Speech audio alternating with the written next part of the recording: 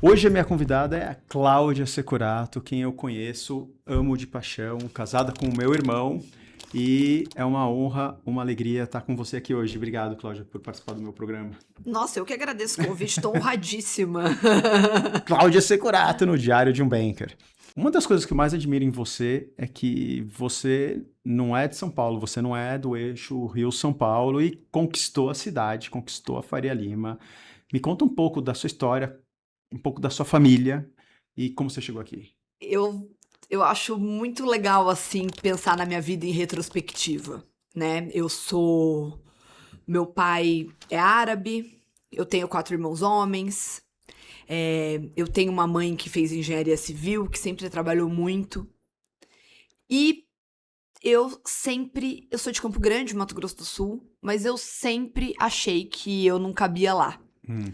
Isso é muito curioso, porque desde pequena eu falava, eu vou morar em São Paulo, eu vou morar em São Paulo, era meio que um plano obsessão.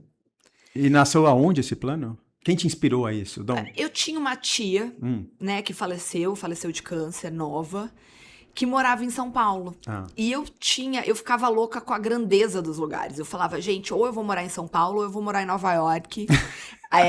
E é muito curioso, né? Porque eu gosto muito de Campo Grande, eu amo Campo Grande, são minhas raízes, eu volto muito pra Campo Grande, mas eu sempre tive esse sonho e sempre tive isso como meta.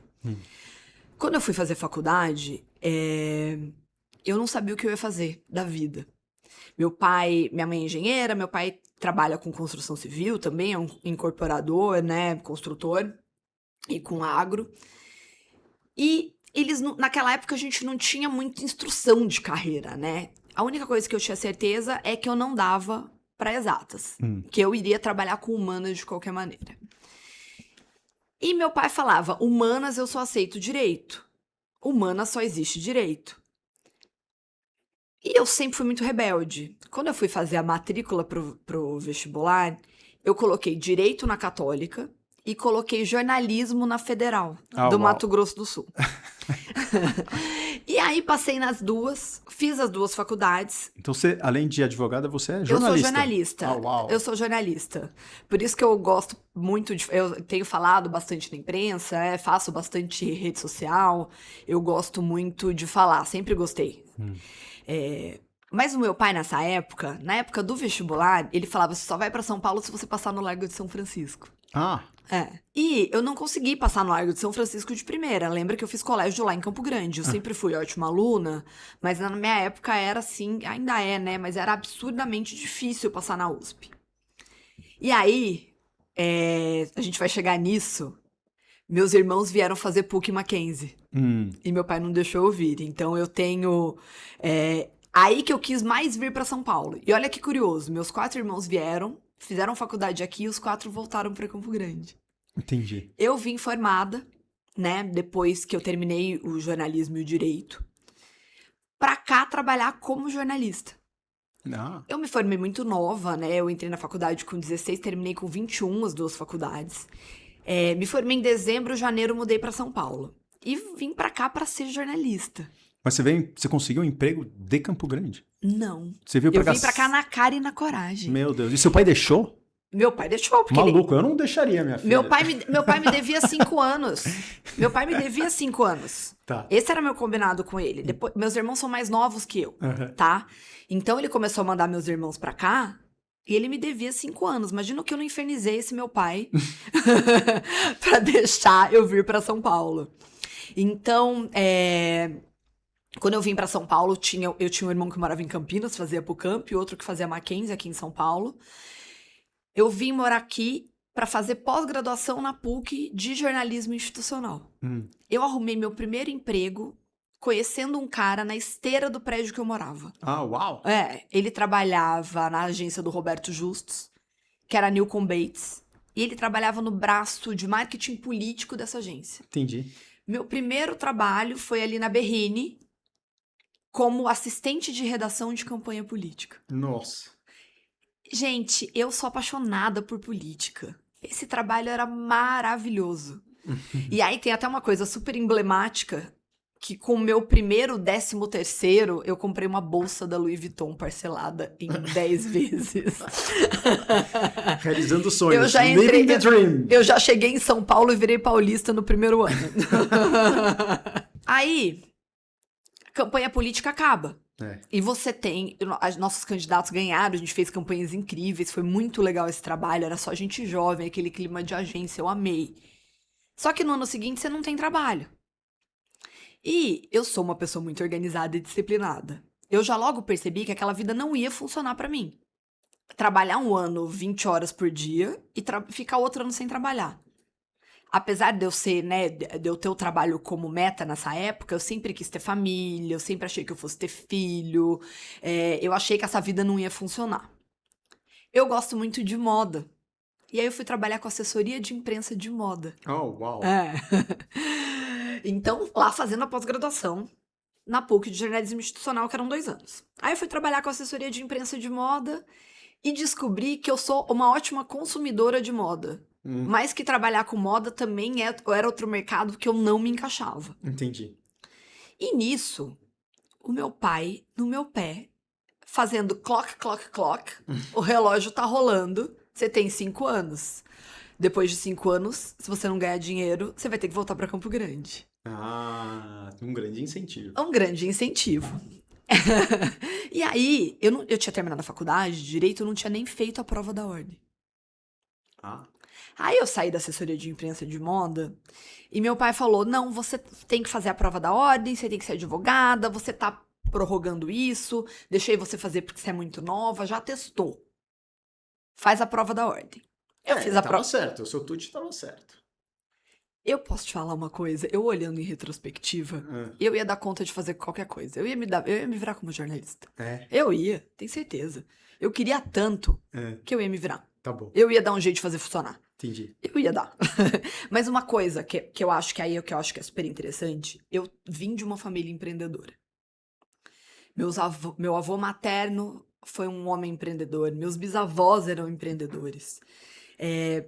Meu pai é empreendedor, meu marido é empreendedor. Então, eu não tenho nenhum tipo de experiência de role model no mercado corporativo.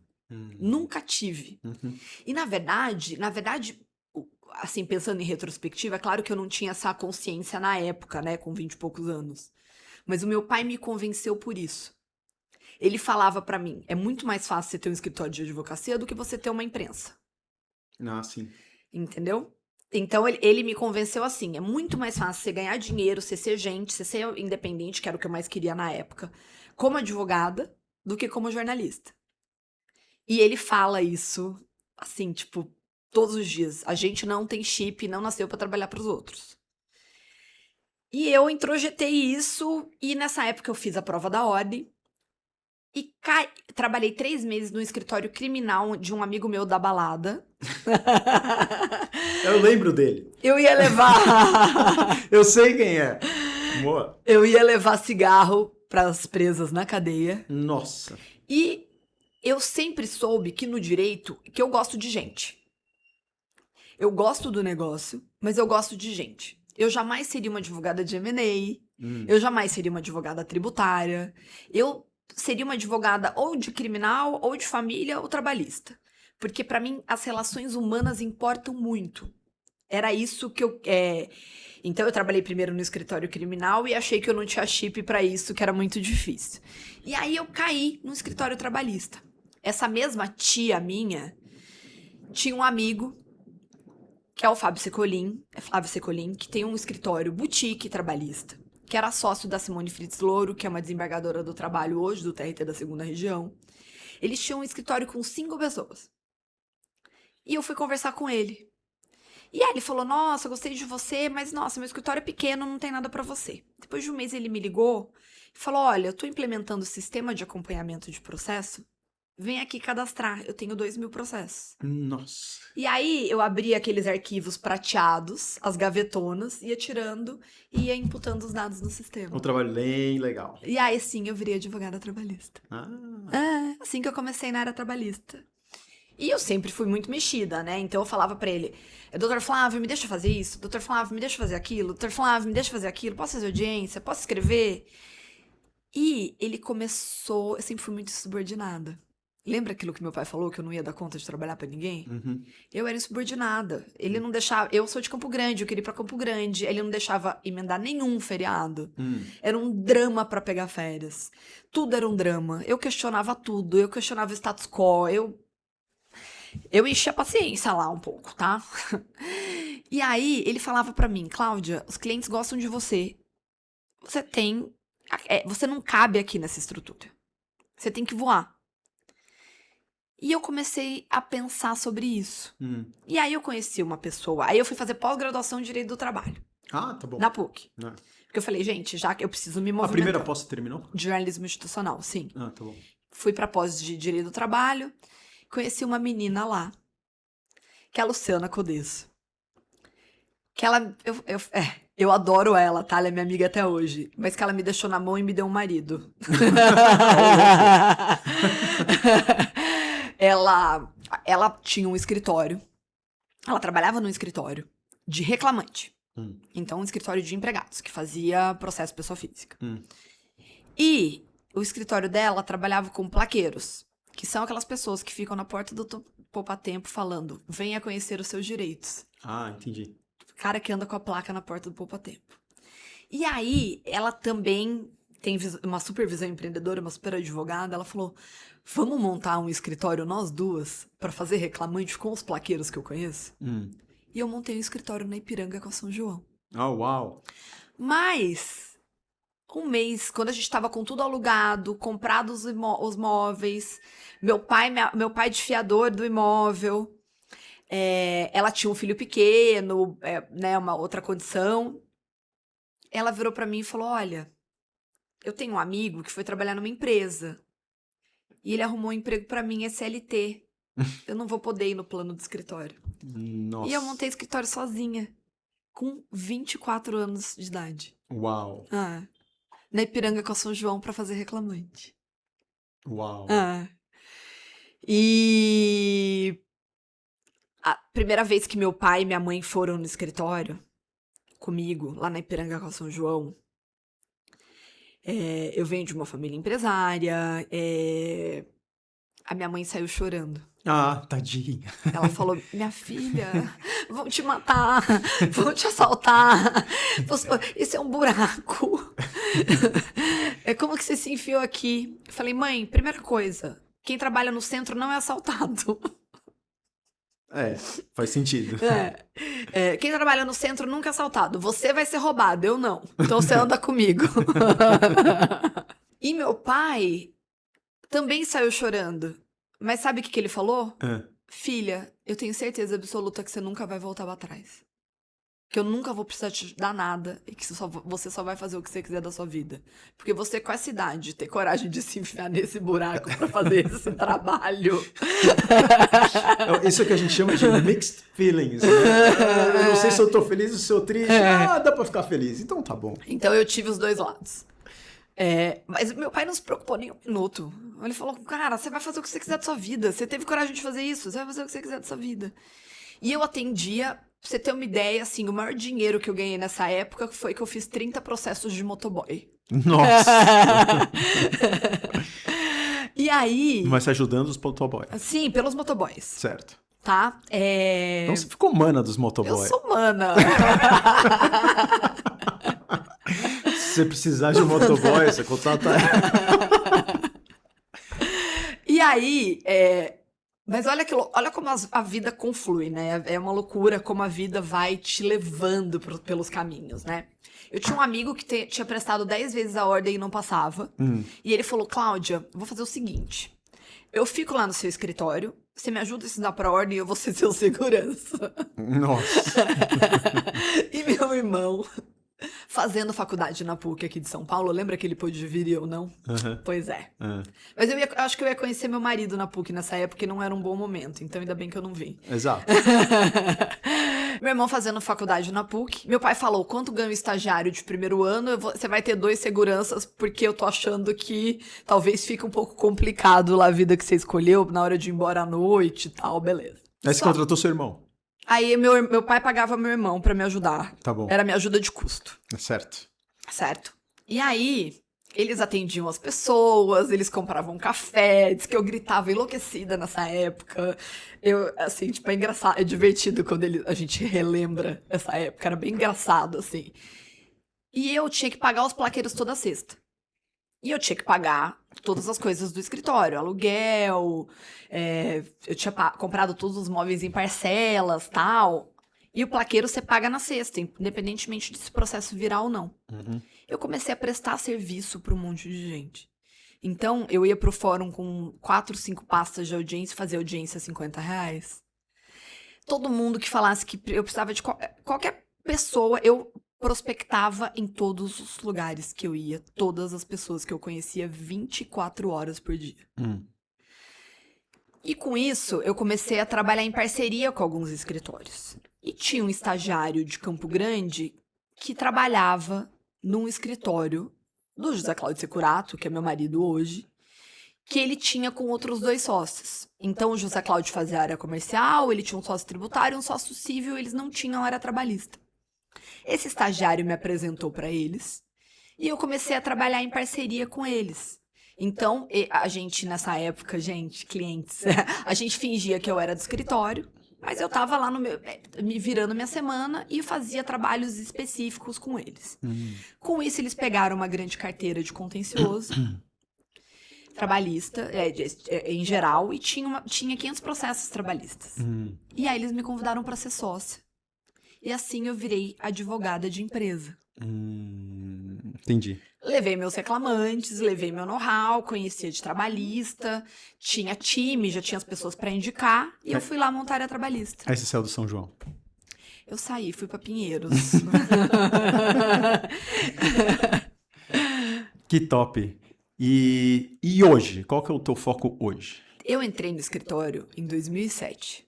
Tá, então que eu fiz essa virada, né, da minha vida ali tentando sobreviver, tentando entender o que era a vida, o que era São Paulo, o que eu ia fazer, quem eu era. Desde 2007, eu sou uma advogada trabalhista corporativa. Desde 2007. Desde 2007. Tá. Então, sempre a gente tem e continua tendo grandes clientes na carteira. Então, grandes empresas de logística, de mercado financeiro, de varejo, de turismo, de educação. Então, eu tenho vários e vários clientes na carteira. Então, uma história aí, né, de 20 e poucos anos de advocacia trabalhista para contar. Não tenho sócio desde 2011. Oh, que bom. Então, quando eu casei com meu marido, a gente teve umas questões no escritório, a gente perdeu uma conta grande e o meu marido tava na Sampo. A Sampo tava indo muito bem. Ele tinha fundado o escritório com os amigos e a Sampo ao mesmo tempo. Então, com a cabeça empreendedora. Nessa época, ele virou pra mim em 2011, tá? Eu não tinha filho ainda. A gente tava recém-casado. E ele falou pra mim, eu não quero mais saber do escritório de advocacia. A Sampo tá me demandando muito tempo e eu quero me focar no meu projeto principal, que é a educação. Esse foi um momento importante da Sampo, porque o meu irmão é muito comercial e a função dele era desenvolver os relacionamentos comerciais para o escritório e também a parte corporativa, né? O B2B, digamos assim, da Sampo era muito importante e ficava com ele. E nesse momento ele falou, eu preciso crescer a Sampo. Eu lembro da reunião que a gente fez, ele e o meu pai, sobre isso, sobre dar foco, e aí ele nunca largou de vez, né? Ele sempre estava à disposição, mas ele resolveu focar na escola e a escola começou a decolar. Ele não largou de vez, vírgula. No começo ele não largou, mas depois ele foi largando e, assim, tipo, há muito tempo ele tem 0 atividades lá no escritório. No começo, assim, ele me ajudou bastante, né? Porque pensa que eu era uma advogada padrão. Uma advogada que sabia advogar. Eu não sabia mais nada. Era tudo muito intuitivo, eu aprendi isso dentro de casa, eu ouço de negócios a vida inteira. Não, mas você sempre foi muito comercial também. Mas eu não sabia nada de financeiro, RH, gestão, pessoas. E eu tinha, em 2011, a gente tinha um escritório estruturado, a gente tinha grandes clientes, tá? E ele falou pra mim, Cláudia, tá aqui o que a gente tem de escritório, o que você toca? Sozinha.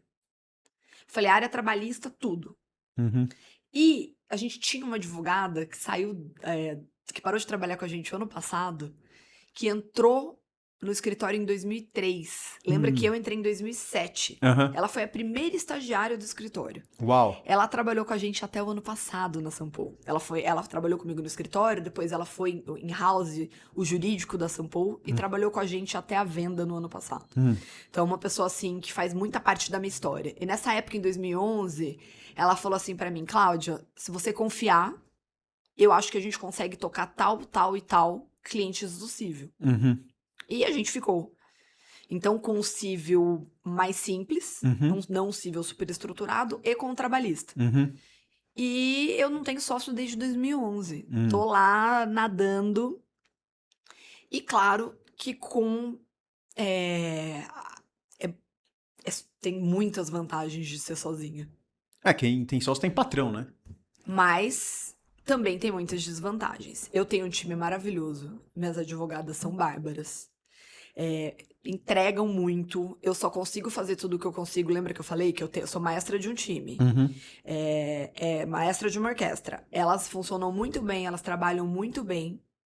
Mas eu faço o comercial inteiro sozinha. E elas sabem disso. Se elas estiverem ouvindo aqui. Então, eu tive muitos momentos de flow no escritório. Eu tive um filho... Depois de 1 ano e 5 meses, eu tive filhos gêmeos. Essa época foi uma época que eu tava completamente tocando ali o que tinha e o que dava no escritório, sobrevivendo. Eu tive fases de estar mais desanimada com o direito e de pensar o que eu vou fazer e também de sofrer os impactos das transformações do direito, né? A minha área mudou muito. Muito, muito, muito, muito. A questão dos honorários, a questão das entregas... juniorização, muita concorrência, inteligência artificial. Eu mudei um pouco do perfil do escritório nos últimos 5 anos. E onde você tá hoje? Então, assim, a gente fazia muito contencioso de massa, grandes carteiras. E agora a gente tem feito muito mais um contencioso pequenas carteiras. Então, a gente continua tendo carteiras de processo, mas pequenas carteiras de processo. E fazendo estratégico trabalhista. Então, eu faço... investigação de compliance trabalhista. Então, eu tenho um cliente muito grande que eu faço que é um fundo que tem mais de 30 investidas e que eu faço todas as investigações de C-level deles. Que é um trabalho maravilhoso. Eu falo que é um tricô, porque eu nunca vi tanta fofoca na vida. Fazer investigação de compliance é relação humana na veia. Então, eu gosto muito desse trabalho que eu tenho feito. E tenho feito compliance para várias outras empresas, mas essa é especial porque é só de C-level. Ou de acionista que continua no negócio. Então, assim, são temas muito delicados que você tem que tratar com muito cuidado, com muito zelo. E que tem muitas repercussões no negócio, né? Então, quando a gente trabalha ali com liderança, a gente precisa realmente ser muito cuidadoso. Porque aquilo vai impactar diretamente o negócio. Tenho feito muito trabalhista, Ministério Público do Trabalho, Ministério do Trabalho e Emprego, relações sindicais, consultivo. E aí um pouco de consultivo até na sua área, né, de M&A, quando as empresas vão fazer fusão, cisão, de qual que é o melhor cenário trabalhista para as empresas dentro né, dessa nova fusão, dessa cisão, como que a gente organiza esses pontos. Então, eu tenho feito um trabalhista bastante estratégico. Então, bastante interessante esse trabalho que eu tenho desenvolvido. Outro tema que eu tenho falado bastante, que eu tenho trabalhado bastante, e aí esse é um negócio que me desenvolveu com o meu marido. Meu pai começou a vida dele como professor de cursinho. Ah, sim. Aí eu fui e me casei com um professor, filho de um professor de extremo renome, irmão de professor. E aí o que aconteceu? Também virei professora. Olha só, claro, como não? Então, assim, eu dou aula na Sampo também há mais de 15 anos, todos os temas que envolvem trabalho, direito do trabalho, eu me envolvo. Hoje em dia eu tenho falado muito de novas relações do trabalho, de saúde mental no trabalho, de prevenção de assédio. E aí falo muito, tem muito uma intersecção de RH com jurídico, então eu trabalho bastante nessa ponta. Eu não trabalho só jurídico e law, eu trabalho muito as intersecções do direito com RH. Uhum. E tenho feito muito treinamento nas empresas. Então, tenho falado de ética no trabalho, eu tenho alguns temas bem estratégicos, bem interessantes, que eu tô levando para as grandes corporações, que antes eu atendi em outra ponta, em outro espectro. Então, agora eu tenho feito isso e tem sido bastante interessante. Porque, né, a gente sabe que o que transforma mesmo é educar. Uhum. Uhum. Então, fazer esses treinamentos, poder treinar treinar a liderança, conversar com a liderança, não só punir, investigar, tem sido bastante reconhecedor. É algo que eu gosto muito de fazer, que pra mim, assim, é uma felicidade enorme. Porque o mundo mudou muito, né? Quando eu entrei no mercado de trabalho, quando eu tinha 20 anos, poxa, são 30 anos atrás, tinha alguns padrões de comportamento que não deveriam, mas eram aceitos. E as pessoas, se eu fizesse, aquele ambiente que eu estava 30 anos atrás, se eu replicasse hoje, estava todo mundo preso e processado, né? É uma coisa, mudou muito, melhorou muito. E as pessoas, às vezes, elas não percebem isso, porque elas cresceram naquele meio, viveram daquele jeito, e ela fala uma besteira, ela não percebe que ela falou uma besteira. Então, se ninguém for lá e falar, querido, você não pode falar isso, né? Você não pode se posicionar desse jeito, você tem que tomar cuidado com isso, tem que tomar cuidado com aquilo. As pessoas não melhoram, elas não evoluem, elas não se adaptam para a nova realidade que é diferente. Você consegue me dizer algumas coisas que mudaram, que hoje não é mais aceitável, que antigamente era comum? Então, acho que a gente falando disso, a gente tem trabalhado o direito do trabalho muito mais no preventivo. Aham, Então, educar é prevenir processo, aham, é prevenir litígio, é prevenir compliance. E é claro que tem gente, por exemplo, aquela pessoa que fundou a empresa e que foi assim a vida inteira, talvez ele continue sendo assim a vida inteira. Eu tenho um cliente que me fala, mas quanto custa para eu continuar assediando os outros? Que louco. Então, assim, não importa para eles. Mas eu acho que, e aí a gente falando de Faria Lima, a gente tá em outro nível de maturidade, Aham. outro nível de exposição, outro nível de dano reputacional.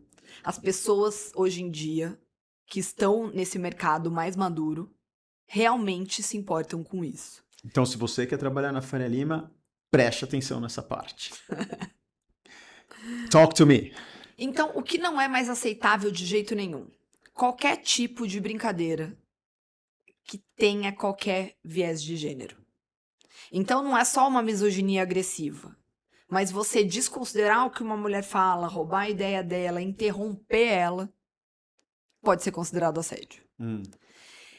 Qualquer brincadeira que envolva raça, mesmo se for uma brincadeira, mesmo se você estiver falando de raça com o intuito de fazer um elogio, então um elogio, aí eu vou falar algo que é bastante corriqueiro, né? Fazendo brincadeira com o japonês. Então, que japonês é certinho, que japonês é... Não pode se atribuir nada à raça. Não pode se falar de raça. Outra questão, orientação sexual. A gente precisa respeitar a orientação sexual das pessoas. Para nossa geração é extremamente complexo, né? Porque a gente tem coisa que a gente nem entende da nova geração, da juventude, que a gente até precisa compreender. Por isso que a gente precisa se letrar. Porque a nova geração vem, e a geração vem escolhendo onde elas trabalham. Existe uma crise de talentos no Brasil. Então, a crise de talentos faz com que esses jovens escolham onde eles querem trabalhar. Então, eles vão olhar no Glassdoor, eles vão perguntar para outras pessoas, eles vão olhar no LinkedIn. Eu quero trabalhar nessa empresa, eu quero continuar aqui. E isso é bastante delicado. Eu acho que não existe mais, hoje, lugar que você consiga falar para a pessoa, baixa a cabeça e trabalha. Só se for um mercado que for extremamente bem remunerado. que ainda existe esse tipo de maleabilidade. De vai lá, baixa a cabeça e trabalha e entrega.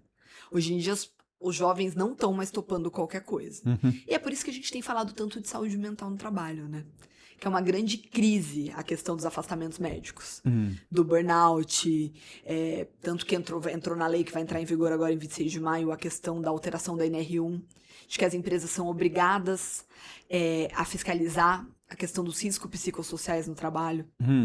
Então, eles vão ter que prestar contas dos afastamentos previdenciários, quantas pessoas foram afastadas por depressão, ansiedade, burnout. As empresas vão ser fiscalizadas se elas estão dando treinamento para as lideranças, se elas têm muitos casos de assédio, se elas estão trabalhando em jornada exaustiva, se tem algum tipo de condição degradante ali dentro daquela empresa. Então, os temas estão aí, os temas estão postos. E não adianta achar que você vai conseguir trabalhar hoje em dia ignorando os temas. A não ser que você seja fundador da sua empresa, tenha um time extremamente enxuto e pague milhões. Money Talks. E eu achei interessante essa discussão e a evolução, porque tem um outro fator que a gente não discutiu aqui, que o Brasil é um país continental.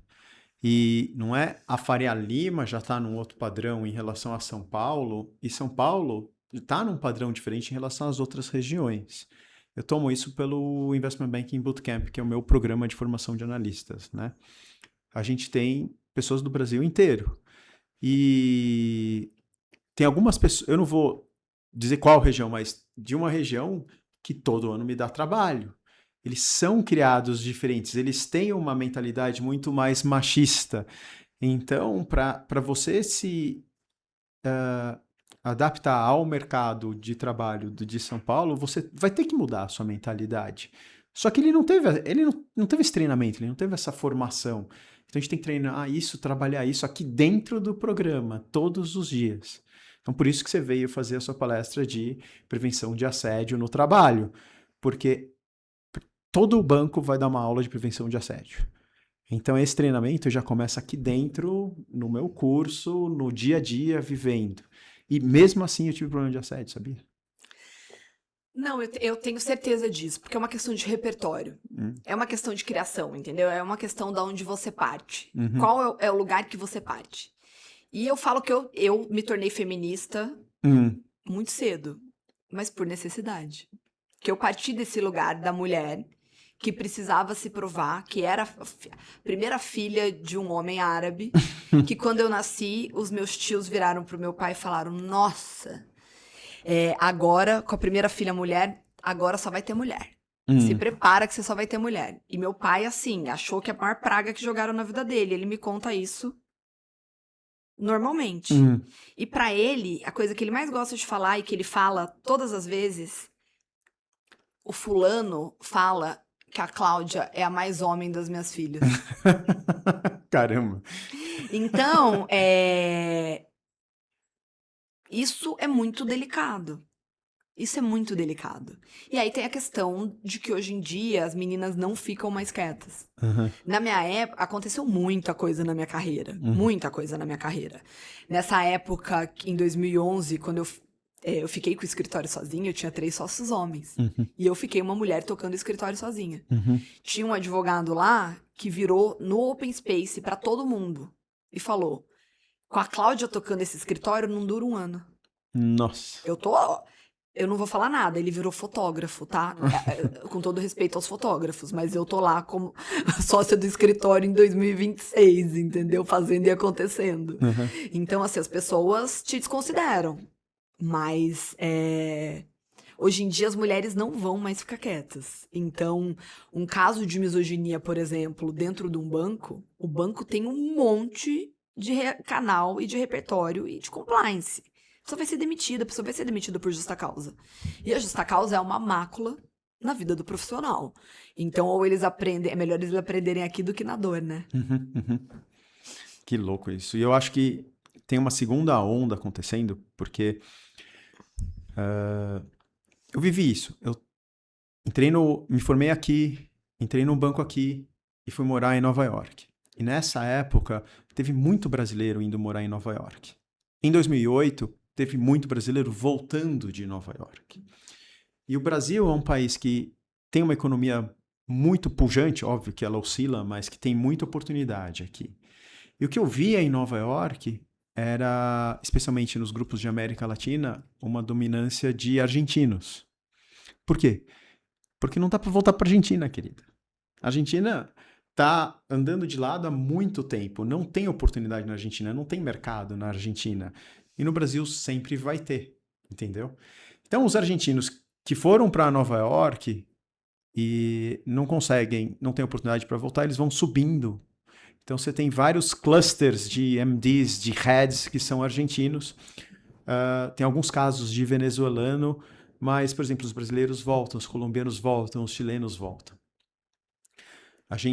Então, toda essa massa de brasileiros voltou em 2008, montando as áreas aqui. Muitos deles ainda estão nos bancos até hoje. Só que os filhos desses caras foram todos para escolas internacionais. Quando eu estava na escola, tinha 2 escolas internacionais, relativamente pequenas, muitos estrangeiros. Hoje não, hoje elas se multiplicaram, tem muito mais. E hoje eu vejo muita gente se formando para fazer faculdade lá fora. É uma coisa, pelo menos na nossa classe, muito mais normal. Então você tem essa massa de talentos indo para fora. O meu ponto é, quando a gente volta dos Estados Unidos, a gente volta ao mindset de Wall Street, que é um nível superior ao que a gente vivia aqui, com outras realidades, outras exigências. E as políticas dos bancos internacionais são a mesma. É o que vale aqui, vale lá também. Então, eu acho que essa nova geração que está indo estudar lá fora, que vai viver lá fora com essas regras, também eventualmente vai voltar. Não sei se vai voltar no primeiro ano ou se no 5º ano, mas vai voltar, porque a gente volta, né? Porque aqui tem muita oportunidade. E a gente está nesse movimento irreversível de melhorar os padrões culturais, de melhorar as relações de trabalho, de ser mais flexível e começa num centro e depois vai espalhando pelo Brasil. Tem isso, mas também tem muitos movimentos cíclicos. Então eu fico bastante preocupada, porque a gente tá no tema mulheres, a gente tá num momento de extremo retrocesso. Sério? Sim, para você ter uma ideia, 30% da geração Z entende que as mulheres têm que ser submissas. Para você ter uma ideia, os baby boomers, 8% desses homens entendem que as mulheres têm que ser submissas. Eu não sabia disso. Então, esse movimento Red Pill, a machosfera, não sei se você viu que agora querem criminalizar a misoginia, que vire crime como é o racismo, o antissemitismo, né, o preconceito contra a LGBTQI, e a misoginia seria também caracterizada como crime. Teve um movimento contrário a isso que fez sair da pauta de julgamento no Congresso. Então, eu fico preocupada com a gente retroceder em costumes. Entendi. Porque as mulheres sofreram muito, lutaram muito, apanharam muito, foram muito assediadas para voltar atrás. Eu fico bastante preocupada com esses movimentos, mas a gente também tem que acreditar que a gente também tá pondo centelhas de bem por aí, né? E criando meninos que vão entender e que vão apoiar e que vão lutar por essas mulheres também. Então a gente vai lutar, mas a gente precisa super dos aliados. Então, hoje em dia é mais responsabilidade criar menino que menina. As meninas a gente já tá criando pra lutar. Agora a gente tem que criar os meninos pra apoiarem elas nessa luta. E aí, falando de grandes escândalos de mídia, de imprensa e até alguns pessoais que a gente tem passado, os meninos estão envolvidos em quase todos. São exclusivamente feitos por meninos. Então a gente tá no movimento que a sociedade pune. Na verdade, muita coisa já acontecia, mas hoje a sociedade pune. Então não só o menino é exposto, e isso é uma mácula para a vida. Então, se você quer trabalhar em qualquer banco, em qualquer empresa séria no Brasil, se você tiver ficha criminal, se você tiver qualquer tipo de passagem pela polícia, dificilmente você entra para trabalhar no AAA. Né? No front office do AAA. Exatamente. E é uma mácula para a família como um todo. Você não quer ter um filho, né, homofóbico, racista, que mata cachorro, a paulada. Então, assim, os temas são muito delicados. A gente falar de costumes é muito delicado. E o trabalho acompanha essa onda. O Trump completamente contra o ESG, pregando, né, vários não que eu seja contra, tá, ele completamente, mas alguns desserviços nessa área dos costumes, e trazendo uma onda, por exemplo, do não ESG. Eu acho que a sociedade sofre. A sociedade sofre um pouco aí, porque mesmo se a empresa estiver fazendo pro forma, é importante trabalhar os temas, mesmo que seja pro forma. Mesmo que seja para cumprir lei, para cumprir tabela. Pelo menos alguém tá entendendo aquilo, alguém tá olhando para aquilo. As empresas podem ser multadas por aquilo, então eu acho bastante importante e estratégico que a gente não retroceda em costumes. Tá bom, vamos fincar o pé nisso. Vamos fincar o pé nisso. Boa. Vamos lutar por isso. Eu fiz um post explicando por que a lei de misoginia deve ser crime. Tá? Você ofende alguma mulher? Não. Você tá preocupado que a lei de misoginia vira crime? Não. Aí o Nicolas Ferreira vai lá na internet e fala: se você der bom dia pra mulher, você tá ferrado. Agora não pode fazer bom dia pra mulher. Mulher vai fazer mais mimimi do que já faz. Entendi. Entendeu? E tirou de pauta da votação. Mas a misoginia é você fazer um grupo de WhatsApp pra ficar falando mal de menina. É você ter um perfil no Instagram pra ficar falando se fulano é gorda, ciclana é horrorosa, nananã. É atacar as mulheres.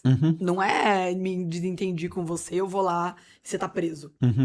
É a mesma coisa do racismo, entendeu? Discutir com uma pessoa negra, eu tô presa. Não. Se você está participando de processos seletivos e não está dando certo, você se sente preparado, você estudou o que tinha que estudar, mas você não está conseguindo a vaga dos seus sonhos, venha no meu workshop de processos seletivos. Nesse workshop de processos seletivos, eu vou te ensinar a se vender. Aqui no Brasil a gente não treina isso, a gente é muito carente disso. Então você precisa aprender a se vender para o mercado financeiro com a cabeça de quem contrata. Você vai entender a diferença das entrevistas, como são as dinâmicas e como fazer uma narrativa única que vai conectar você naquela vaga, naquele empregador, naquele banco boutique. Então, fique atento, o workshop de processos seletivos da Bankers Academy, ele acontece 2 a 3 vezes por ano. Se você quer saber quando é a próxima, mande uma mensagem para mim que eu te ajudo. Cláudio, nessa parte a gente sempre fala sobre carreira. E você, advogada trabalhista, você está vivendo alguns processos que acontecem na Faria Lima, na Avenida Paulista, envolvendo inclusive grandes nomes de grandes bancos, grandes profissionais. Eu queria que você desse uma dica para quem está começando agora, como é que... O que ele tem que se preocupar? Quais são as coisas importantes do dia a dia? Quais são as coisas sensíveis? Como é que você direciona a sua carreira para ela progredir, ter sucesso e você não fazer besteira? Eu acho que a profissão do advogado é um mar de oportunidades. Tá bom? Então, a gente não vai ser engolido pela AI. Porque sempre vai precisar de um intermediador humano para resolver os conflitos interpessoais. Eu concordo.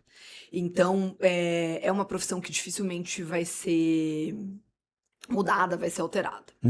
A questão é como a gente vai treinar esses novos profissionais. Porque aquele trabalho do advogado júnior foi um pouco suplantado pela tecnologia. Então, os líderes, os advogados mais velhos, mais maduros, vão ter que inventar um novo jeito de treinar esse time aí de novos advogados que estão vindo. Mas eu acho que a advocacia, para a advocacia funcionar, na minha área, por exemplo, precisa muito de empatia. Então, você precisa mesmo ser uma pessoa que está disposta a ter uma escuta ativa, que está disposta a destrinchar o problema das pessoas.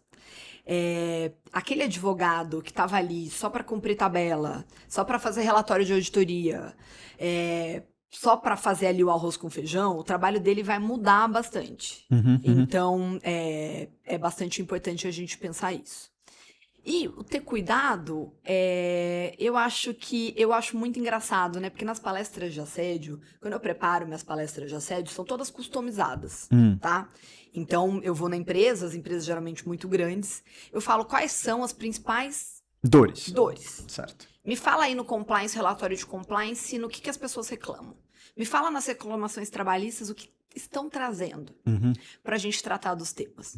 E quando eu estruturo minha palestra, eu sinto um pouco que você tem que repensar como seu pai e sua mãe te educaram.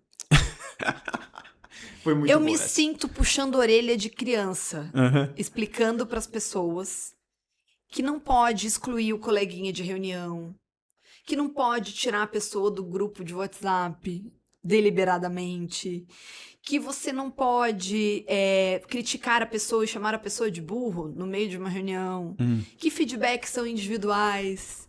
Então, são coisas tão bobas, mas o óbvio precisa ser dito, né?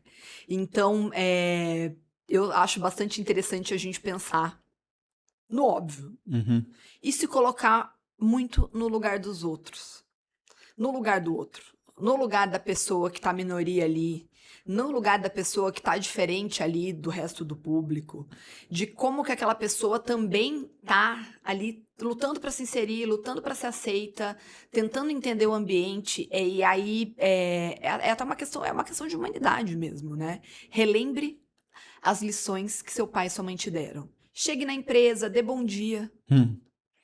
Isso é um negócio que vem pra mim. As pessoas aqui na empresa, ninguém dá bom dia pra ninguém. Então, eu chego lá na palestra de assédio e falo, gente, bom dia, vocês não vão me responder. E você vê que realmente é uma cultura de que, assim, você não olha pro outro. Você não olha pro outro. E pro ambiente de trabalho ser saudável, seguro, você tem que entender que vocês só funcionam porque vocês são um time. Não se trabalha e não se entrega nada sozinho. Se você for muito outstanding, você também não vai ser grandes coisas. Porque a pessoa que é muito genial e não consegue trabalhar em time, Ela não vai nem evoluir. líder ela vai ser, né? Não. Como que ela vai subir na carreira se ela não pode ser líder de ninguém?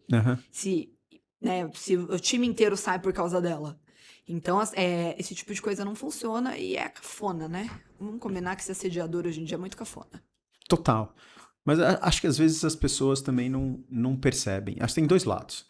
A pessoa está fazendo coisas inadequadas, ela não percebe porque ela não tem esse background, ela não tem esse repertório. Obrigado.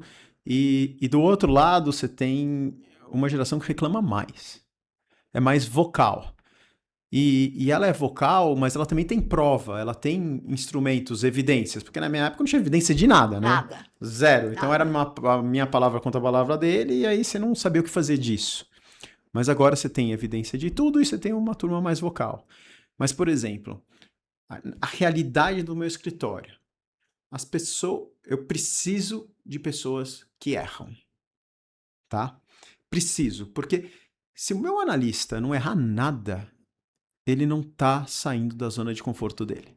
E se ele não sair da zona de conforto dele, ele não vai crescer, ele não vai aprender, ele não vai assumir mais responsabilidades.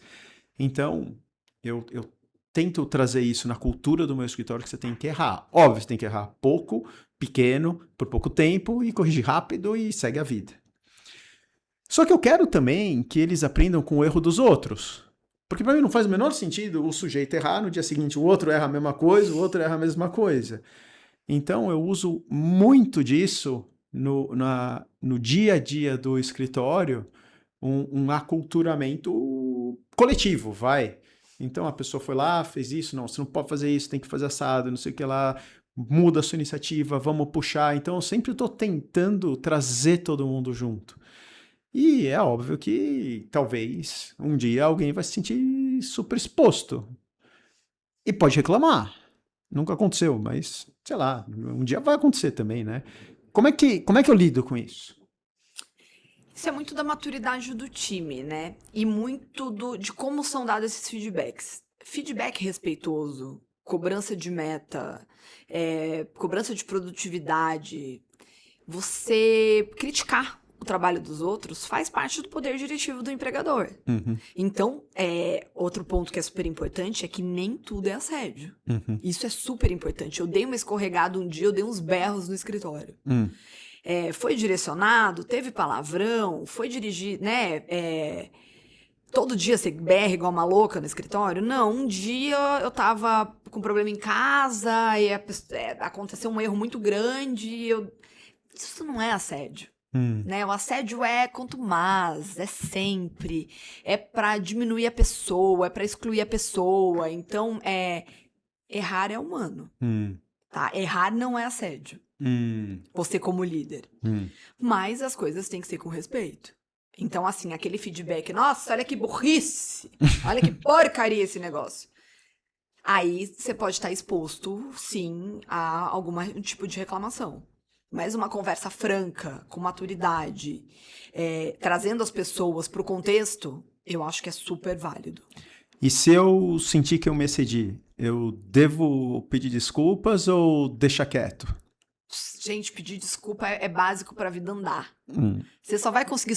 E aí você só vai conseguir ficar casado, ter uma boa relação com seus filhos, ter um bom trabalho, ter uma boa relação com seus pais, com seus irmãos, se você pedir desculpa.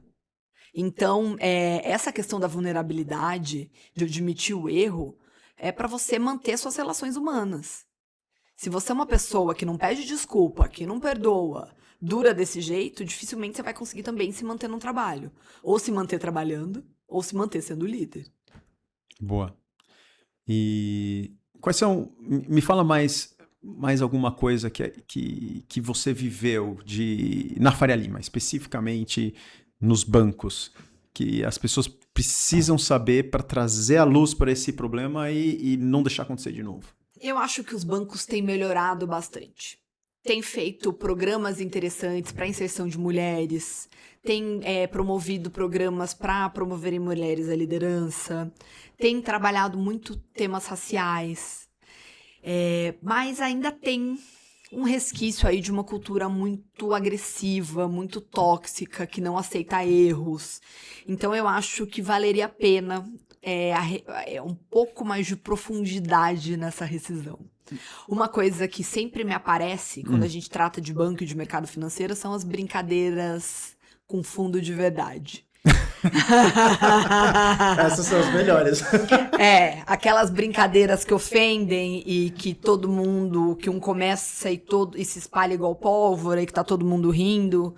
Então, eu acho que assim, o excesso de brincadeira que no fim das contas vai ofender os outros é algo que precisaria ser revisto. Um pouco mais de postura, sabe? De uma postura mais humana mesmo, né? E de trazer todo mundo pra mesa, trazer todo mundo mesmo pra conversa. Cláudia, eu queria entender como é que a Faria Lima funciona. Quando eles vão contratar, eles fazem uma investigação desse candidato? Até que nível que é legal você investigar a pessoa que você quer contratar? Se isso vale tanto para o júnior quanto para o sênior, ou isso é feito, ou se é feito só para os cargos mais de liderança? Tem alguns pontos que, se você fizer background check, são ilegais. Como, por exemplo, antecedentes criminais. Tá. Então, a gente sabe que é comum. Mas uma pergunta. É ilegal fazer o background check ou é ilegal tomar uma decisão com base no background check?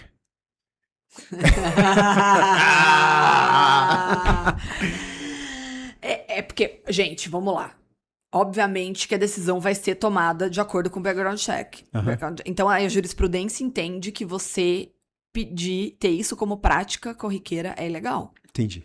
Então, por exemplo, porque é isso, você não dá direito à ressocialização da pessoa. Entendi. Então, se a pessoa teve um problema na vida, se todo mundo fizesse explicitamente o background check, essa pessoa nunca mais trabalharia em lugar nenhum na vida. Entendi. E às vezes tem coisas pequenas que impactam muito pouco na vida da pessoa. Por exemplo, dirigir bêbado. Isso impacta no que ele trabalha? Ele é honesto? Ele é desonesto? Então, isso é bastante delicado. Mas, se você tá lá num processo seletivo e e você dirigiu embriagado e tem um antecedente criminal e eu nunca dirigi embriagada e não tenho nada de antecedente criminal, eu posso ser pior que você e eu sou contratado e você não. Então existe uma discriminação nisso. Não é uma prática explícita, mas existe como prática velada. Então muitas empresas, muitos bancos fazem esse background check, então é super importante. Outra coisa. Eu tenho como limpar minha ficha? Você consegue depois de uns anos, que em tese você foi fichado, né, que a gente fala fichado, você ir lá, entrar com um processo e tirar isso dos seus antecedentes. Outra questão que aparece bastante é com questão de crédito. Então eu posso tirar o Serasa de todas as pessoas que vão trabalhar aqui. Nas instituições financeiras, se a pessoa vai trabalhar diretamente com a mão no dinheiro, você pode tirar a Serasa dela.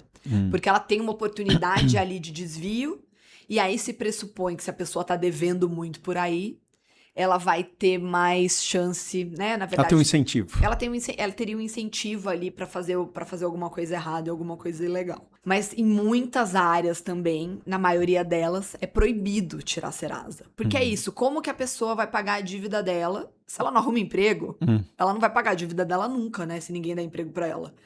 Né? E às vezes é dívida para temas básicos ali da vida da pessoa, né? A gente tem que pensar que a gente vive no Brasil e que o Brasil tem muitos diferentes níveis sociais. Assim, tem uma preocupação agora. Ela não é da realidade de investment banking, de corporate banking, de front office, de bancão, mas é uma realidade de back office. Tem muitas fraudes dos bancos que elas são internas. Então, a pessoa que abriu uma janela, que explorou uma vulnerabilidade, que fez alguma coisa errada dentro do banco. Eu não posso me proteger de não contratar uma pessoa que fez isso em outro banco? E aí, eu vou te falar uma coisa. Você pode ligar pro antigo empregador para pedir referência. Tá. E isso é legal. É legal. Tá bom. E isso é importante fazer. Então, principalmente em cargos mais altos, em cargos de gestão. É ligar para os antigos empregadores e ver se tem alguma coisa que você deveria se preocupar. E isso acontece mesmo. Então, é muito perigoso deixar rabo preso. Porque as pessoas se conhecem. E as pessoas são acessíveis. E a pessoa, para falar bem daquela pessoa, ele não vai te atender, mas pra falar mal vai te atender na hora. Então, assim...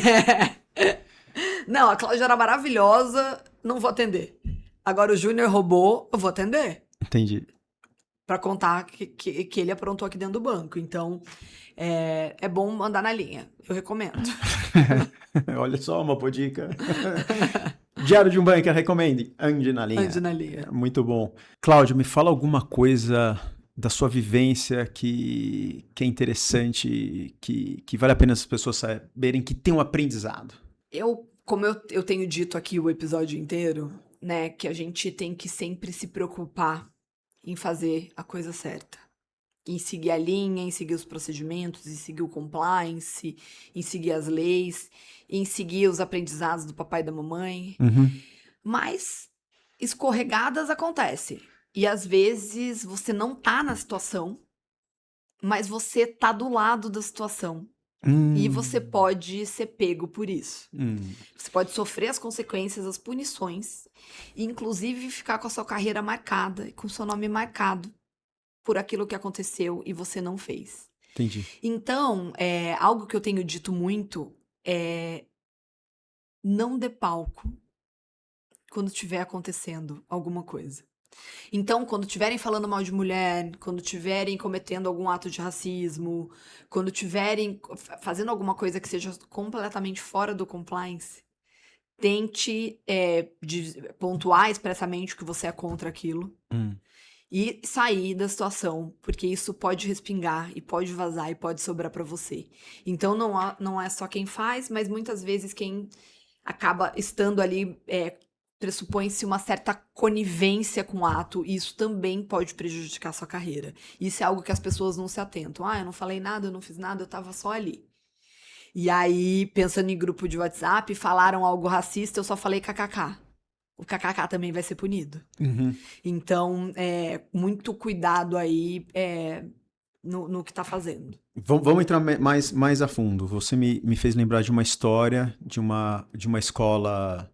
de classe média alta aqui de São Paulo, que tinha um grupo de meninos no WhatsApp fazendo bobagens. Bobagens de meninos, mas que bobagens de meninos que hoje em dia não são mais toleradas.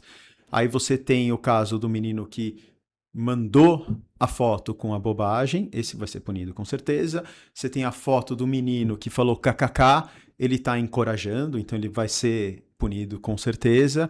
E aí tem o menino que não fez nada e tem o menino que saiu do grupo. São vários graus. A minha pergunta é, eles deveriam denunciar na escola? Existe essa obrigação? Existe gradação da pena, Uhum. tá? Então, existe gradação na pena no direito criminal, existe gradação na pena do direito trabalhista e existe gradação da pena na escola. Tá. Então, é claro que o que falou tem uma punição, o que fez kkk tem outra punição, o que continuou no grupo, que bem ou mal era espectador do que estava acontecendo, também tem que ser punido. O que saiu do grupo se salvou, maravilhoso. Mas é muito difícil ser delator. É muito difícil ser delator na escola e é muito difícil ser delator no trabalho. Uhum. Essas pessoas são extremamente punidas. Então, você delatar, você também sofre uma consequência enorme. Uhum. Você tem que ter muita coragem para delatar. Muita mesmo. E aí, o que eu tenho visto muito nos processos, nos meus casos, as pessoas têm filmado.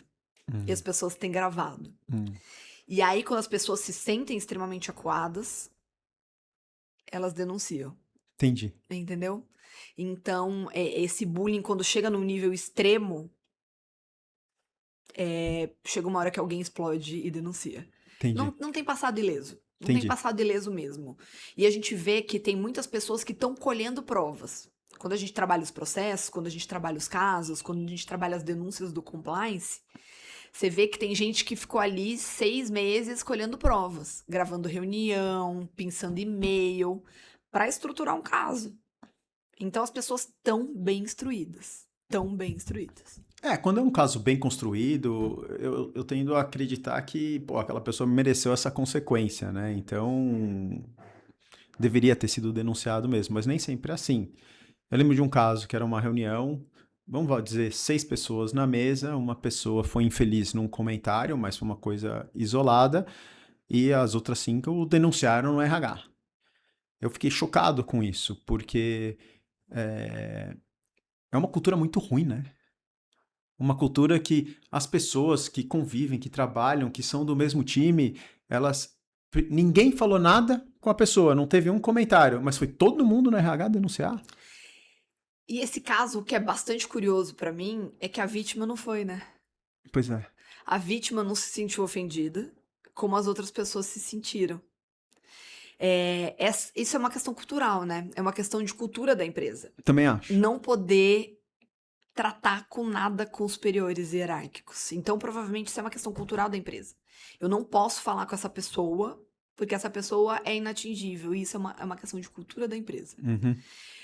E que é uma cultura bastante delicada. Porque é isso que eu falei, as pessoas podem errar e as pessoas erram. Uhum. E as pessoas... Você tem que entender que a gente desliza, a gente é ser humano.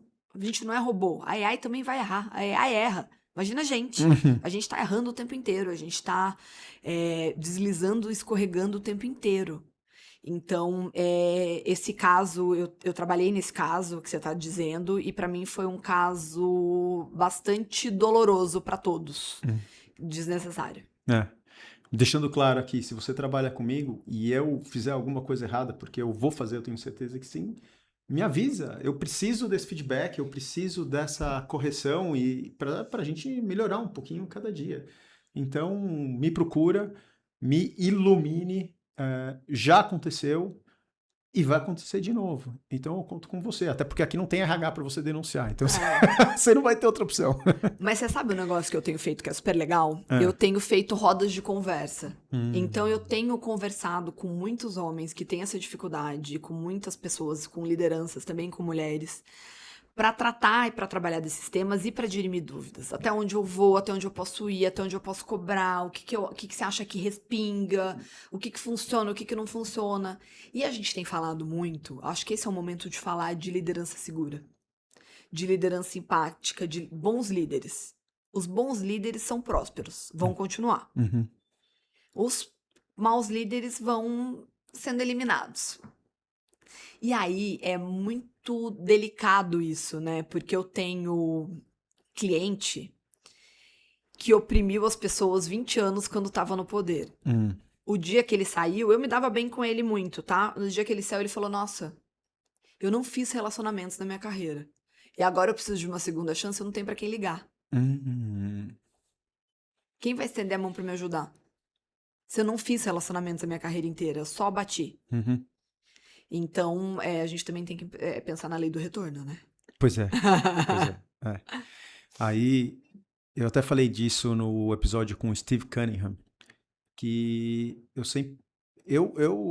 assim, eu tive uma vida difícil, cara. As coisas não aconteceram na minha vida caindo no meu colo. Eu tive que ir atrás, tive que batalhar, tive que brigar.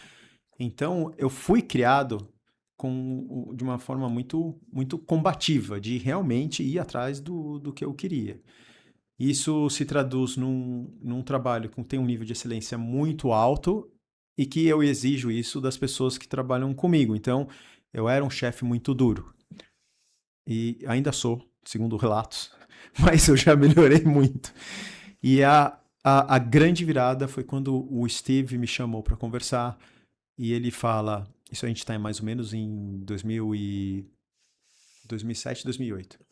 E ele fala, Securato, você é muito bom. Ah, obrigado, Steve. E você tem uma influência muito forte no nosso time. Ah, obrigado, Steve. Mas isso não é suficiente. Não adianta você ser um exemplo, liderar, por exemplo, que é muito bom. Não adianta você ensinar as pessoas que é muito bom.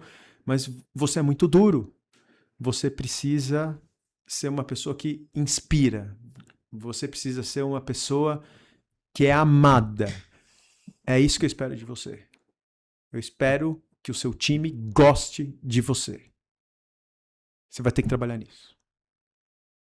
Olha que louco. Mas eu acho que a gente vem do mesmo lugar. E assim, eu e o Zé Cláudio, seu irmão, a gente conversa muito sobre isso. A gente teve pais, a gente tem, né, pais muito duros. E a gente teve criações muito duras, muito difíceis. Ninguém pegou e falou, olha, toma aqui, ó. Vou te dar 10 clientes, pega meu escritório, só vai, entendeu? A gente não recebeu nada de mão beijando. De mão beijada. Mas eu sempre tive certeza que eu tenho muitas semelhanças com meu pai e eu me orgulho muito disso. Mas que tinha algumas coisas que eu não queria ser igual a ele. E eu lutei muito e aí falando até contra a minha natureza. Eu preciso me policiar pra não ser grosseira, pra não falar aquela verdade que ninguém quer ouvir. Pra não estressar, pra não subestimar as pessoas. Então, assim, mas nós somos pessoas em construção. Nós somos seres humanos em evolução. Se você acha que você é muito soberano, que você é muito perfeito, que você é muito bom e que você não tem nada pra aprender, você parou, você estava errado. Mas nós somos seres humanos em evolução, em construção, a gente quer melhorar, a gente quer que o mundo fique melhor para os nossos filhos, a gente quer ser bons pais, a gente quer ser bons líderes, a gente quer que o nosso trabalho... A gente não quer só ganhar dinheiro, a gente quer... Óbvio, né, que no fim das contas é sobre ganhar dinheiro, mas a gente quer ter ambiente saudável, a gente também quer ser feliz no trabalho. E esse é possível ser feliz no trabalho? No ambiente antiético não é possível. Não. No ambiente cheio de assédio, não é possível. No ambiente que você vive afobado, com medo de errar, não é possível. Então, não é um ambiente que a gente quer ter. Não é um ambiente que a gente quer que nossos filhos, o dia que trabalharem, venham. Eu investiguei um caso, né, desse fundo de uma empresa investida, de um homem por assédio sexual. Uma denúncia de assédio sexual. E... porque a gente estava falando muito da questão cultural, né? E ele era um executivo importante, um executivo que tinha tido uma carreira maravilhosa, um cara gente boa, sabe? Super gente boa. Que todo mundo gostava. Ele falou, gente, mas eu sou o rei do happy hour. Ele era chamado para todos os happy hours, as pessoas traziam problema para ele. Ele era um cara legal, tá? E ele tinha... Só que ele tinha alguns comportamentos que não cabem mais. Como, por exemplo, falar pegando. Ah, é muito chato isso. Abraçar, espremer as meninas. Bejamelado. Nossa! E aí, uma foi denunciar ele, mais 2 se juntaram, e ele falou, mas isso é muito injusto. Eu não tentei ficar com ninguém, eu não chamei ninguém pra sair, eu não... assim, eu não acho que eu não sou um assediador sexual. Mas o assédio não tá em quem faz, tá em quem recebe. Exato. Só que aí, a gente começou... Eu comecei, quando eu fui dar a reunião de feedback... E ele é o seu cliente? Não. Tá. Meu cliente é a empresa. Tá. Mas tem empresa que não tem estrutura pra fazer essa reunião de feedback com as pessoas. Tá? E ele é um cara que não foi enquadrado como assédio sexual, mas em mau comportamento. Entendi. E aí eu tive uma reunião de feedback com ele pra falar sobre comportamento. Falar assim, você não tentou beijar ninguém na boca, você não chamou ninguém pra sair, você não insistiu, você não fez chantagem, você não ameaçou ninguém. Mas eu vou te falar 5 coisas aqui, e você tem uma filha de 22 anos que vai entrar no mercado de trabalho. Você ia gostar que o chefe dela de 50 anos fizesse isso com ela? Pegar na perna dela na reunião quando ela tava de saia. Mas eu falo pegando. Eu falei, sim, você está pegando em mim. A segunda coisa do meu ponto é falar pegando.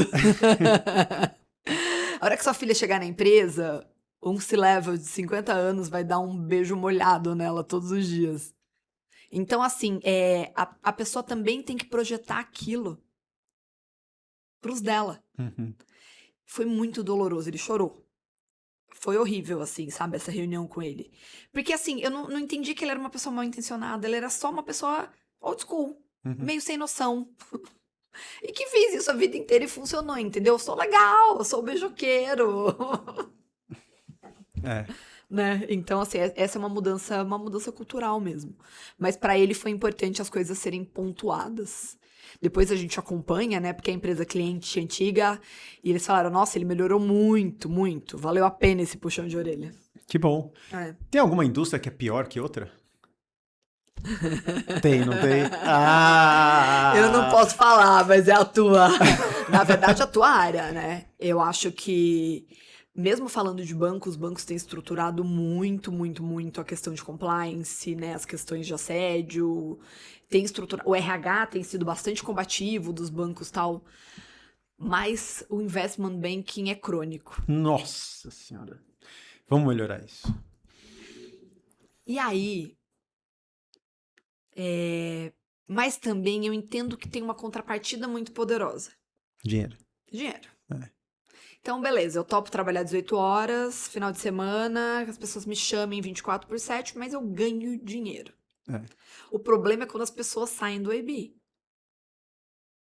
Ou sobem, ou vão ser algum cargo superior no banco, e acham que todo mundo tem que trabalhar igual ao IB. Isso é super mal visto, isso é super criticado. É um mega drama. Mas é isso mesmo, é a cultura do estou pagando pra isso. Ou quando a pessoa sai e vai trocar de empresa. Essa pessoa que tá acostumada nesse ambiente a ser esse líder, ele não vai, ele vai ter que voltar, ele só consegue trabalhar em IB, porque é o único mercado que aceita. E o que eu tenho visto da questão do IB é isso, né? É difícil para as mulheres, carreira pouco longeva, você aguentar ali, você morrer ali no IB, você tem que ser um guerreiro forte e já sabendo que você vai adoecer e morrer cedo. Não, dá pra contar nos dedos a quantidade de pessoas com mais de 50 anos em IB. Tem estatística disso? Na minha cabeça, sim. Mas não é nada... Você não tem nenhum dado disso, assim. Não. Mas seria interessante até ver se fora do Brasil e tal, porque eu acho que é isso, né? Por um tempo. E a gente sabe de várias pessoas, né, que estão na carreira, mas que acabaram mudando de posição dentro do banco.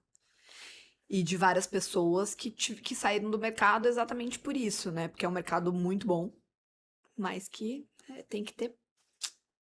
Posso elaborar um pouquinho mais nisso? Porque eu acho que aqui tem um lado que, no final, é dinheiro também. Então, não estou fugindo disso. Mas que as pessoas precisam entender. Porque trabalhar muito em investment banking tem uma causa e uma consequência. Então, você é júnior, você entrou num time de IB, o que você quer? Você quer desenvolver suas competências para ser promovido e para ganhar um bom bônus. Só que isso depende dos projetos que você está envolvido. Então, você vai criando rapidamente uma panelinha de quem são os melhores talentos e os piores talentos. E os melhores talentos, eles vão sendo redirecionados para os diretores mais legais, para os projetos mais promissores, para os deals maiores. E os piores analistas vão sendo rejeitados para os trabalhos mais micos, para os piores projetos, para os deals que não vão fechar. Então, desde o dia 1 dentro do banco, você entrou num roteiro. E é muito difícil você sair de um trilho para o outro. Bom, do melhor trilho para o pior trilho qualquer dia, mas do pior trilho para o melhor trilho é impossível. Então, os analistas que estão comprometidos estão sempre batalhando para ter o próximo deal que vai fechar o melhor deal, para trabalhar com o melhor cara, com o chefe que melhor inspira, que melhor treina, que leva nas reuniões. Essa é a competição de investment banking. Então, é muito difícil. Se o investment banker entendeu isso, você não vai ver ele reclamando das horas. Porque já que ele escolheu essa carreira, a vida dele depende disso. Porque no longo prazo ele não vai virar MD. Entendeu a diferença? Então, sim, o dinheiro é uma desculpa pro associate amassar o analista. Eu tô pagando ele, ele vai ganhar dinheiro, então eu passei por isso e ele vai passar também. Então é uma coisa cultural mesmo. Sim, sim. Mas ela acaba formando a geração inteira. Eu não sei se está certo ou errado, mas é assim. Então eu falo isso para os meninos. Quando você estiver lá, no meio do pool de analistas e trabalhando, você vai querer trabalhar mais, você vai querer vir à noite, você vai querer trabalhar sábado e domingo, porque senão não tem por que você estar lá. E aí, isso é muito louco, né? Porque eu acho que o mesmo se aplica para escritórios de advocacia. É muito parecido, eu acho que sim. Você rala muito, rala muito. Você tá disponível 24/7, você tem que trabalhar final de semana, o cliente quer falar com você hoje, os prazos são fatais. Então, se você não fizer, você perdeu o prazo, você prejudicou teu cliente. Uhum. Então, existe uma fase da carreira que se trabalha muito. Uhum. E aí você tem que entender até onde você quer chegar na sua carreira. Isso eu super concordo com você. Mas as horas trabalhadas é diferente de racismo, discriminação, assédio. Sim, pelo amor de Deus. Então, a questão de horas trabalhadas. Se você é jovem, se você tá num ambiente que te proporciona desafio, que vai te proporcionar dinheiro, que te proporciona uma série de coisas que são importantes, de valores que são importantes pra você, as horas passam. Entendeu? E essa fase passa. Porque você também não vai... Um dia você vai ter alguém pra ralar pra você. Um dia você vai mandar alguém vir à noite, você vai pra tua casa dormir, vai chegar essa hora. E ela chega pra todo mundo. Entendeu? Você vai pôr 5 pessoas pra não dormir e você vai dormir. Os escritórios de advocacia têm sido menos agressivos nessas histórias de dormir no escritório. Por exemplo, que era uma prática. Então, eu sou o escritório de advocacia, aqui te atendo. No M&A. Eu tenho prazo pra ontem. Tem sido bem mais trabalhado esses temas dentro dos escritórios de advocacia. E aí, a gente fala que cada um vai trilhar a carreira do jeito que acha que deve. E cada um vai chegar no lugar que ralou pra chegar. Exato. Então é isso. Não adianta você achar que você plantou banana e vai colher maçã. Então também não... eu fico falando, né? Eu sou a favor de um ambiente seguro, de um ambiente saudável, mas eu também não quero que meus filhos escolham um trabalho que trabalhe 6 horas por dia. Eu espero que eles escolham um trabalho que desafie eles. E eu espero que eles ralem muito na hora que for pra ralar muito. Pra na hora que chegar que não precisa ralar tanto, eles estejam seguros, confortáveis, tenham feito as escolhas deles, tenham construído a carreira deles. Então, eu acho que é a mesma coisa pros seus alunos, né? Exatamente. Tem hora de ralar. E no final, o sujeito que trabalhou 12 horas, ele trabalhou o dobro daquele outro que tem um emprego de 6 horas. É nada mais justo que ele receba pelo menos o dobro, né? Pois é, e não só o dobro, mas a carreira dele vai ser mais rápida. Um analista de investment banking que trabalhou de 12 a 14 horas, 6 a 7 dias por semana, por 3 anos, ele chegou mais longe que um cara que trabalhou das 9 às 5, 3 anos, entendeu? O repertório dele, o estoque, a maturidade, o que ele viveu é muito maior. Ele é um profissional que vale mais. Eu acho que E é engraçado como as pessoas que querem trabalhar em investment banking não conseguem tangibilizar isso. Entendeu? Mas isso pra mim é curioso você me trazer isso, porque eu acho que a pessoa que escolhe isso como carreira já tem sangue nos olhos. Mas eu tô falando de quem tá querendo entrar. Quem Tá. entrou, Já já sabe. tá lá e já tá vivendo isso. Tá. Pra eles tá mais claro. Mas quem quer entrar... E ontem eu entrevistei uma menina que ela queria ir pro mercado financeiro porque ela é ambiciosa, ela quer ganhar dinheiro. E ela é competitiva. Então por que você não vai pescar crab no Alasca? Pagar $70 mil por ano. Ó que maravilha. É super competitivo. Entendeu? Então, não, assim, só o dinheiro não vai te levar lá. Você não vai aguentar trabalhar 12 horas. Você não vai aguentar viver aquilo. Agora deixa eu te falar uma coisa. Me conta. Eu nunca trabalhei por propósito. Eu nunca pensei nisso na vida inteira. Eu sei. Quando eu era nova, mas você sempre tem que ter, internamente, você tem que entender o que importa pra você. Eu tinha uma certeza absoluta. Eu não queria nunca depender de homem. Tá bom. Eu como mulher, e minha mãe casou com 18 anos. Uhum. E ela falava pra mim, você só casa o dia que você puder ir embora de casa. E não voltar pra minha. É que quando você... Então, isso me deu motivação pra eu trabalhar sem pensar. Tá bom, mas de repente esse é o seu propósito. Nunca voltar pra trás. Ok. Consegui. Mas é que quando você fala assim, eu trabalhei por propósito, parece que a gente tem... E isso as pessoas E entendem eu não errado acho que as pessoas hoje. do IB trabalham por propósito. Eu como advogada, não trabalhava por propósito. Você trabalha porque tem que ter... Alguma coisa tem que fazer sentido ali pra você. Exato, mas depende como se define o propósito, porque eu não trabalhava em IB porque eu ia ganhar bem, eu trabalhava em IB porque eu gosto de IB. Exato. E eu gosto até hoje. E o que eu gostava em IB? Eu gostava de fazer uma análise animal, eu gostava de impressionar primeiro o meu chefe, depois o meu cliente, com um ponto de vista que ele não pensou. Porque em Investment Bank, seus clientes são muito top. Você imagina que você está falando com o fundador de uma empresa, você está falando com o CEO de uma empresa listada. Eu tive reunião com a Dalmiro Batista, que é um dos fundadores do Grupo Axé. Meu, aquele cara é um monstro, ele tá na minha frente, ele quer saber a minha opinião, entendeu? Então isso que me incentivava de querer fazer mais, de querer fazer melhor, de fazer uma análise mais sofisticada, de ter uma ideia nova. O dinheiro era uma consequência. Eu nunca tive esse amor pelo direito. Não. Nossa, Eu queria ser jornalista. Eu nunca tive esse amor pelo direito. Hoje em dia, eu tenho amor pelos meus casos, pelos meus temas, pelos meus problemas complexos. Mas não tem como você amar o judiciário brasileiro. Não. Eu escolhi isso pra ganhar dinheiro. Você falar que o seu processo se submete a uma pessoa que nunca trabalha, que não tem nenhum tipo de vivência empresarial, que não sabe nada de nada.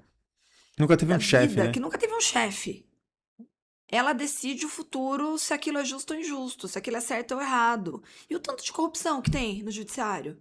Você sabe que tem caso, dependendo de quem é a parte contrária, que você vai perder. A não ser que você propine, que é uma coisa que eu nunca rompi nenhum tipo de barreira ética na minha vida. É que isso você fez uma vez, você não volta mais. Eu preferi perder. O Zé Cláudio tem um amigo que fez faculdade com ele e que enriqueceu meteoricamente, tá na cadeia. Mas a gente sabe que o direito tem muitos caminhos nebulosos, tortuosos e errados. Mas você lida com o imponderável, você trabalhando com o judiciário. Você pode ter o melhor caso, as melhores provas e perder. Então, é um negócio que eu sempre questionei muito. Sempre questionei muito. Meu trabalho não depende de mim. Entendi. Eu posso ter o melhor caso do mundo. Eu posso ter um revés lá. Entendi. Então, a justiça é feita? Esse foi um ponto que, assim, que sempre me doeu muito. Eu trabalho para ver a justiça feita? E ser advogada corporativa é um questionamento, né? Eu tô ali apagando incêndio. Então, assim, tem uma parte do trabalho que é muito legal, mas tem uma parte do trabalho que eu não escolhi o que eu ia fazer da vida. Entendi. Eu caí de paraquedas. no que eu ia fazer na vida e falei, isso aqui vai me dar dinheiro e vai me dar a independência que eu quero. Entendi. É isso que eu vou fazer da vida. E aí é claro que você vai mudando, né? A vida vai te mostrando que hoje, com 46 anos de idade, eu consigo ver que o que eu fiz a vida inteira foi um trabalho de propósito. Sabe por quê? Porque todos os casos delicadíssimos que estavam pela empresa, que a empresa estava completamente errada, todos os casos absurdos, meus clientes sempre confiaram muito em mim. A gente sempre acertou. Eu sempre fiz acordo. Eu sempre apaguei os incêndios. Eu sempre insisti para casos sérios para que as pessoas erradas fossem demitidas. Então, eu ensinei muita gente, eu eduquei muita gente. Então, eu acho que no fim das contas, eu que sempre achei que eu tinha um trabalho sem nenhum propósito. Ele apareceu. Repensando e reolhando a carreira em retrospectiva, eu sempre fiz o certo. Nunca corrompi judiciário, sempre lutei pelo justo e pelo certo. Então, essa é a minha contribuição. Entendi. Boa. O Investment Banking Bootcamp da Bankers Academy é uma simulação de 5 semanas de como é ser um analista de investment banking.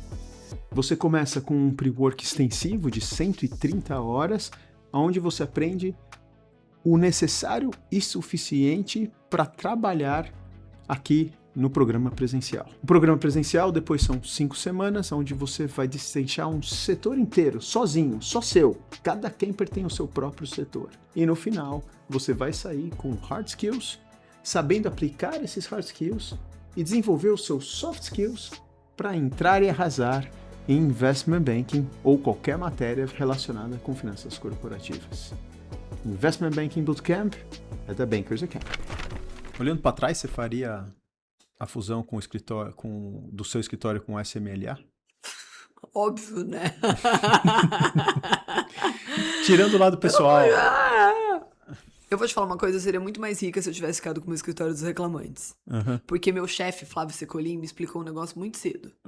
O mundo trabalhista é dividido em 2 advogados. O rico e o chique. O rico é o advogado dos empregados. O chique são os advogados da Faria Lima. Quem ganha dinheiro? Esses aqui, tá?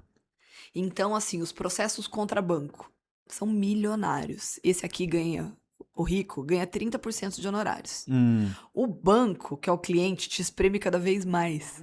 E você ganha cada vez menos. Entendi. Eu atendi elétricas muitos anos. Eu tive todas as elétricas eu atendi mais de 15 anos.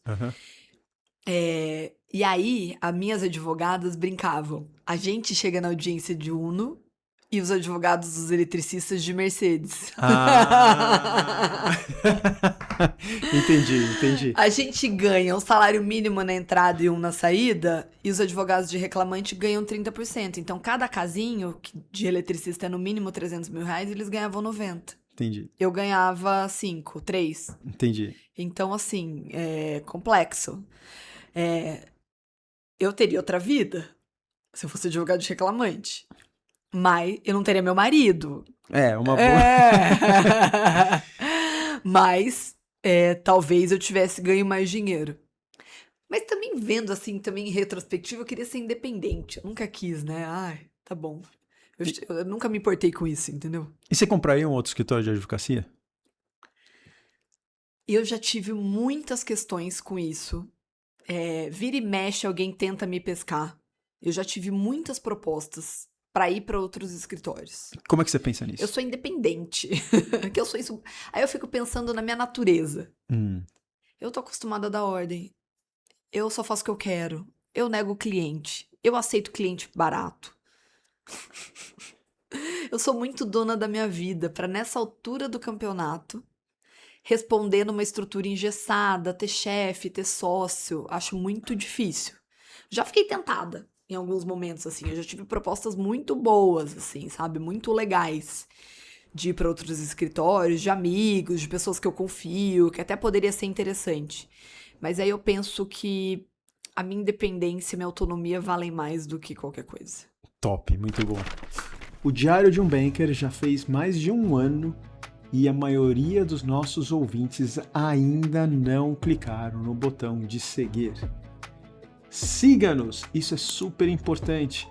esse é o apoio que a gente precisa para continuar produzindo os episódios que a gente traz para vocês, para valorizar os convidados que a gente traz aqui para vocês e para continuar fazendo mais e melhor, uma coisa gostosa que vai te ajudar a perseguir os seus sonhos, para validar suas teses, para tirar as suas dúvidas no universo transacional. Diário de um Banker. Siga-nos! E Cláudia, vamos falar um pouquinho sobre você agora. Eu quero saber de uma coisa surpreendente sobre você que não está no LinkedIn. Eu gosto muito de conversar. Então, eu sou uma pessoa que tenho muitas conversas e muitas boas conversas com muitas pessoas. Uhum. Então, eu sou uma pessoa que sempre sou procurada para problemas. Então, eu sou para-raio de fofoca. E aí eu vejo também que muito da minha natureza combativa, da minha natureza de advogada. Então, eu sou uma pessoa que conselhos... que o conselho que eu dou para as pessoas importam. Então, eu acho muito bom, eu acho maravilhoso. Eu gosto disso. Sabe o que você devia fazer? Você devia ter o seu podcast. Esse foi um dos maiores presentes que esse podcast me deu. É a oportunidade de estar aqui com pessoas que eu gosto, que são queridas, conversando com tranquilidade por 1, 2, 3 horas seguidas e o papo vai fluindo. Você vê, eu e você, a gente nunca conversou por 3 horas seguidas, só eu e você. 100% do tempo vai ter, pelo menos, ou a Camila ou o meu irmão. Ou a Maxine, quando não tem as crianças em volta da gente. Então, o podcast me trouxe esse espaço de eu conversar com pessoas que eu conheço há anos, que eu conheço a história, eu tenho uma intimidade, tenho liga, sabe? Mas que você acaba descobrindo um monte de coisa nova. E é muito gostoso isso. Você tem que ter o seu podcast. E adorei. Para-raio de fofoca foi muito bom. Tem uma pergunta que a última convidada, foi uma convidada do podcast, deixou para o próximo convidado. Minha amiga. Ela é sua amiga. Mas ela não sabia que era você. Ah. Então era uma pergunta sem saber o destino da pergunta. E ela perguntou o seguinte: de tudo que você já fez, o que você acha que foi o seu maior legado? Eu abriria mão de tudo que eu já fiz na vida pela minha família. Então, pelos meus filhos, pelo meu marido, pelos meus pais, por vocês. Então, para mim, o maior legado da minha vida é ter a família estruturada do jeito que eu tenho hoje. Que para mim isso é um presente, isso é inigualável. E eu me sinto muito sortuda da minha família original, muito orgulhosa. Eu tenho muito orgulho da minha família original. E tenho muito orgulho também de pertencer a essa família, né? A família Securato, que é uma família que eu amo muito, que eu admiro muito, que eu aprendo muito, que eu me meto muito nas coisas. Fazer parte da família é isso, É né? isso. Mas, e eu acho que, assim, esse tema da maternidade é tão caro pra mim que eu faço mentoria. Então, eu ajudei a estruturar desde o primeiro programa de mentoria da Sampo. Então, começou em 2020, eu tenho estruturado isso e eu tenho feito bastante mentoria. Né? Mentoria com meninas em posição de vulnerabilidade, com meninas mais novas, eu tenho muitas conversas. E eu vou te falar que eu acho que o meu grande legado tem sido incentivar a maternidade. Então, eu tenho encontrado pelo meu caminho, mas assim, muito, muito mesmo, mulheres que questionam se devem ou não ser mães. E eu tenho conversado muito com isso, que é possível conciliar carreira e maternidade, de verdade. Que as pessoas podem ser mães e podem ser profissionais. E que elas devem ser mães e devem ser profissionais, se esse for o desejo delas. E tem sido muito recompensador, porque as pessoas já tô naquela fase que as pessoas estão voltando para me agradecer, porque eu que influenciei, ou a congelar óvulo, ou até a maternidade naquela hora, e tendo conversas muito francas com as pessoas e conseguindo apoiar mulheres. Eu acho que esse pode ser um legado importante para mim, assim. Não, isso é verdade para os homens também. É óbvio que a maternidade para a mulher é diferente do que é para o homem, né? E vocês têm uma pressão que o homem não tem, mas eu melhorei muito como profissional quando eu tive a Bela, minha primeira filha. É que a primeira, não é o caso da Bela, mas o primeiro filho muda, né, todo o seu arranjo. Então eu melhorei muito como profissional. E essa experiência, todo o preparo, influenciou o banker que eu sou hoje. Mas, assim, com exemplos concretos, definitivos, técnicas de negociação que eu aprendi negociando com minha filha de 2 anos, que é o Terrible Twos, que é uma etapa muito difícil, né, na evolução da criança, que eu uso numa mesa de negociação hoje. Então, fez muita diferença para mim na minha vida. Eu vi isso fazer diferença na vida de alguns chefes meus. Ele, quando especificamente, teve a primeira filha também, ele se tornou uma pessoa mais acessível, mais empática, menos dura, menos bronca. Então, eu acho muito bacana que você está defendendo essa frente, porque a gente precisa disso. Nós somos melhores sendo os pais, normalmente, né? Sim. Normalmente. E nós somos capazes e é possível equilibrar os dois pratinhos. Eu também acho. E aquela máxima, né? Nunca é a hora certa para ter filho, nunca vai ser a hora certa. Você sempre vai ter uma desculpa para ter um filho depois. Então, já tem um filho logo. Já tira isso da frente, já resolve e aproveita. E eu, como banker, tive 3 filhas. Para mim, sempre teve muito claro que o que importa é a qualidade do tempo que eu passo com os meus filhos e não a quantidade de tempo que eu passo com elas. Se você prestar atenção nisso, eu acho que você vai conseguir conciliar a sua jornada profissional e a pessoal. Meus filhos estudam numa escola que tem muitas mães que não trabalham. E tem as working moms, né? Uma escola inglesa. E eu vejo isso, que tem working moms que são muito melhores que as mães que não trabalham. Não, sem generalizar, mas as working moms estão dando conta dos filhos de uma maneira maravilhosa, tanto ou às vezes até mais do que a mãe que não trabalha. É isso mesmo. Então é possível. Muito bem. Obrigado, Cláudia. Foi um prazer. Eu que agradeço, foi ótimo, adorei esse papo.